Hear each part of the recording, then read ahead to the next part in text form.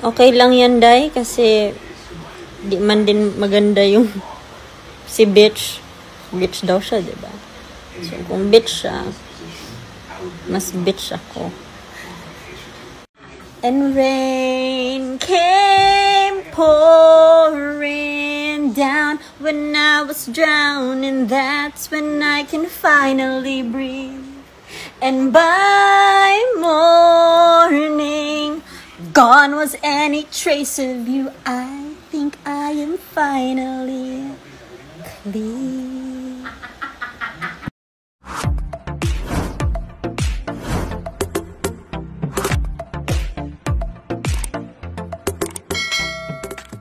Derek Ramsey nagsalita na patungkol sa cheating issue na pinaparatang sa kanya ng misis na si Ellen Adarna, matapos na maglabas ng resibo na screenshots ni Ellen Adarna sa kanyang Instagram stories ngayong araw tungkol sa pangluloko sa kanya ay agad namang sumagot si Derek sa issue.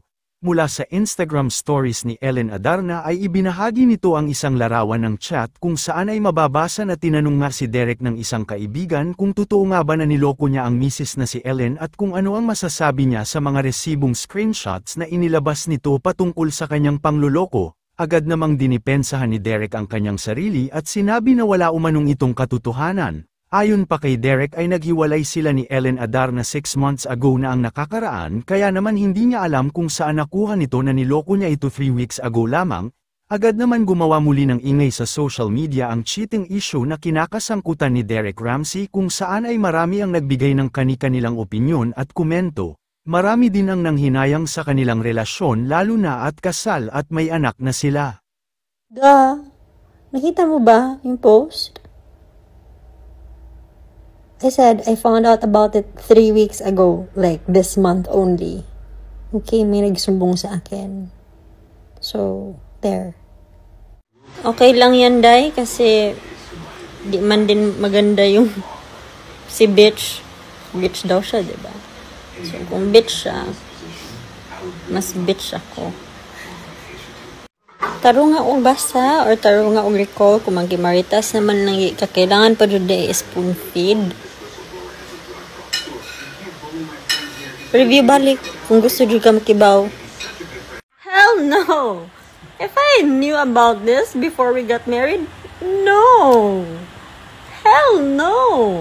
No? If you want it, take it. I should have said this before, but I found out just recently. Try to hide it, fake it. I can't pretend anymore.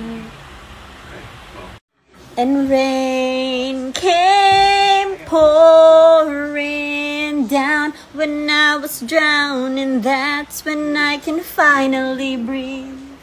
And by morning, gone was any trace of you. I think I am finally clean.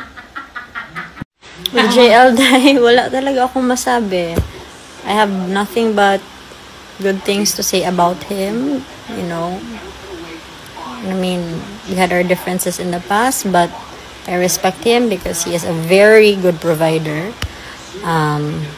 He is honest. And he is a very present father. Like, take note, nung naghiwalay kami ni JL, that was before Elias turned 1 year old. Present siya. So, yun. Day Ellen, ikaw na ang pulutan diri. Day Ellen, ikaw ang pulutan diri.